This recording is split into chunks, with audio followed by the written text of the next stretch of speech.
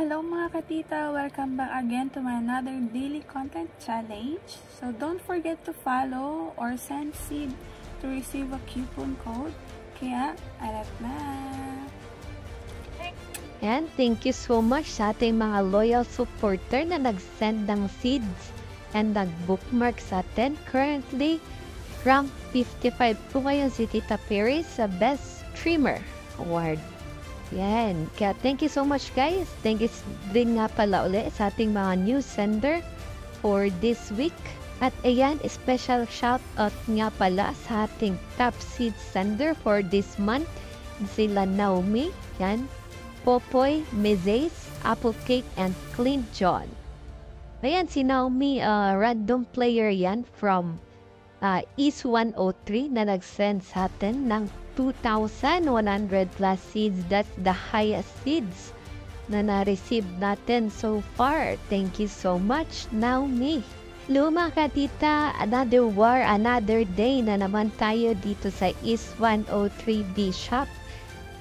At ayan, sorry medyo natagalan ako ng bagong update. Pero maraming akong mga old recordings na gusto ko i-edit. Pero ito, i-highlights ko muna yung cave war namin ngayong gabi. Composed to ng maraming cave.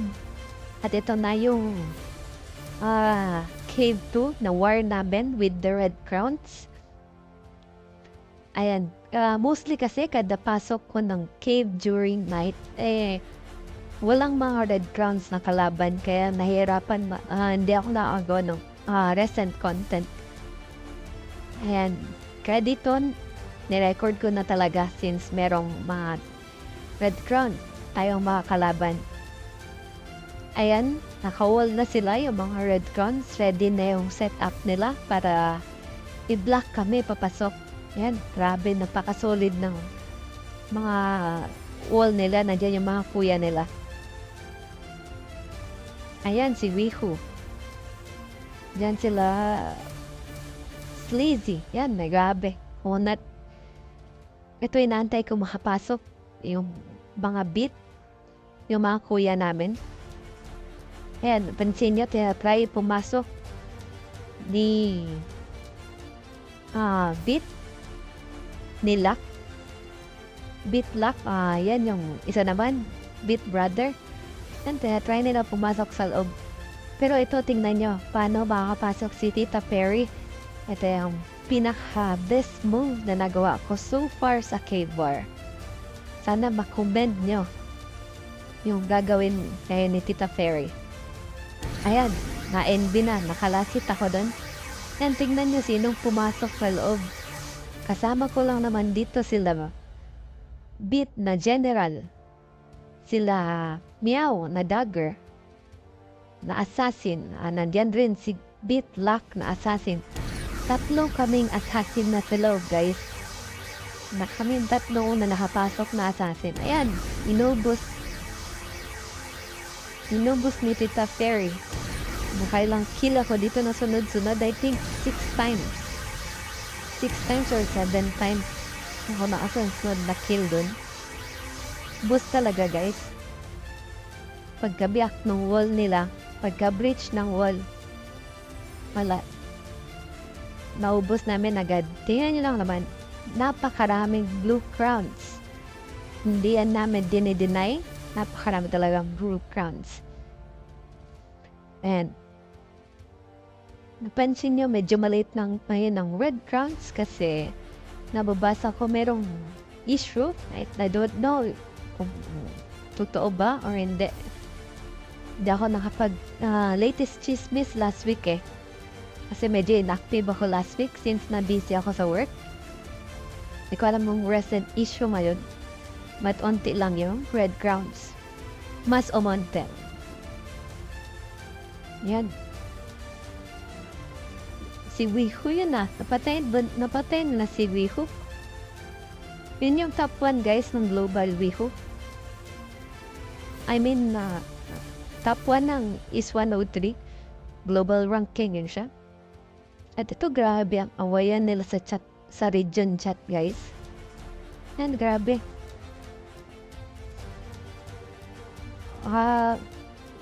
Dito talaga sa is 103 kung lilipat kayo ng server namin, dapat malakas talaga ng log nyo guys.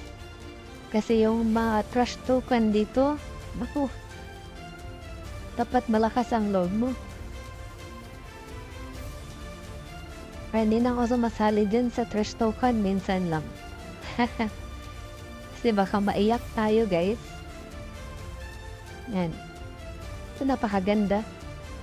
Kalasit na naman si Tita Perry. Kasi every time makalasit ako, nagpropok yung damage ko at saka crit, mas sumasakit ako for a few seconds.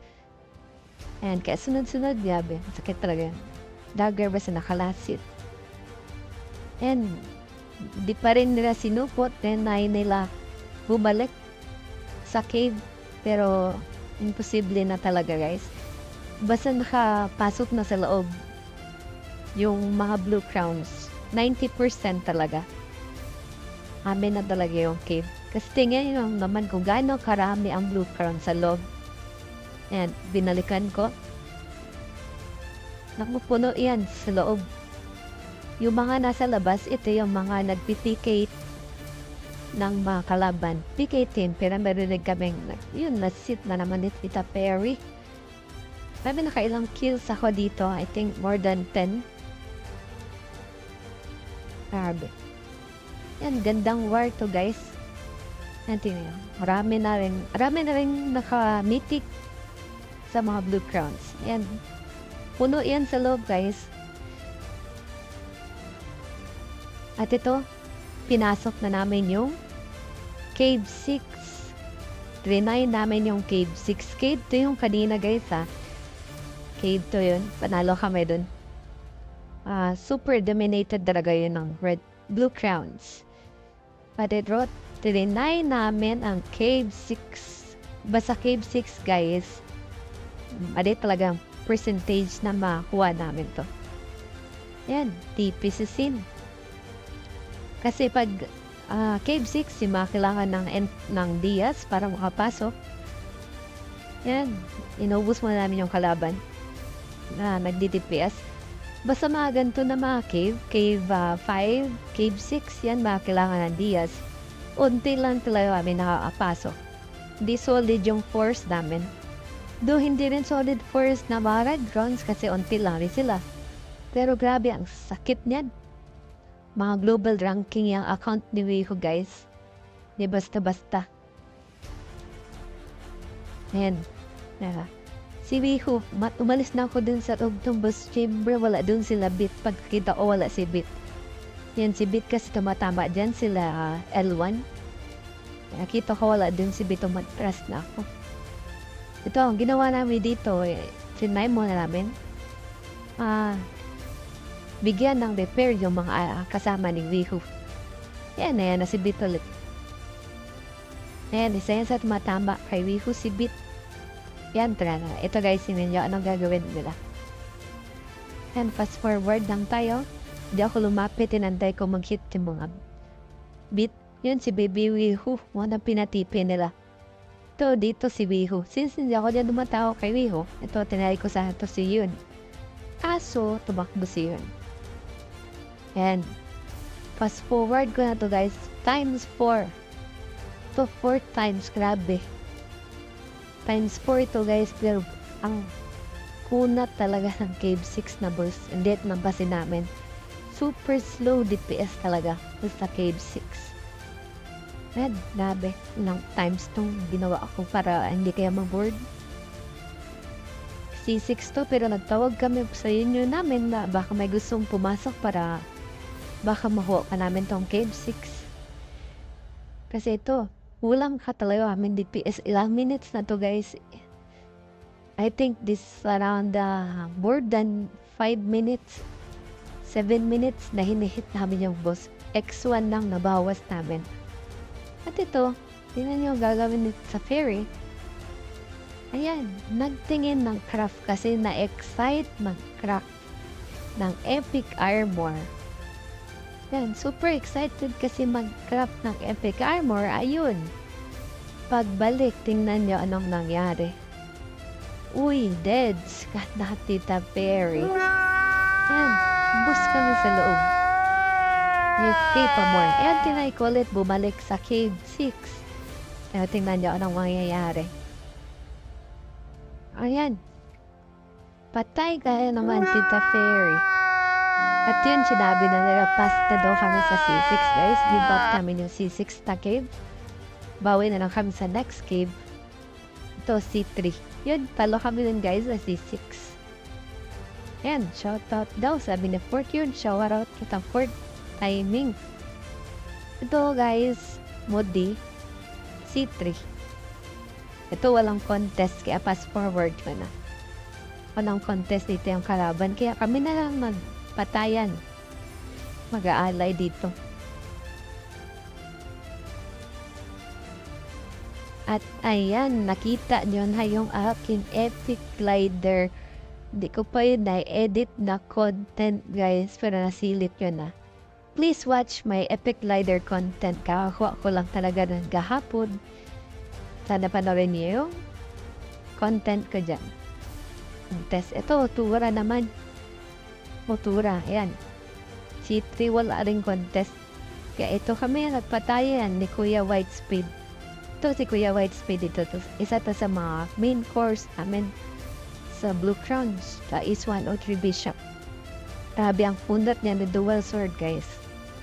Taas na vision rate niyan. Yan. Binubugbog lang po ako ni Kuya Whitespeed. Kailangan pa natin mag-progress pa rin natin tryan kaya.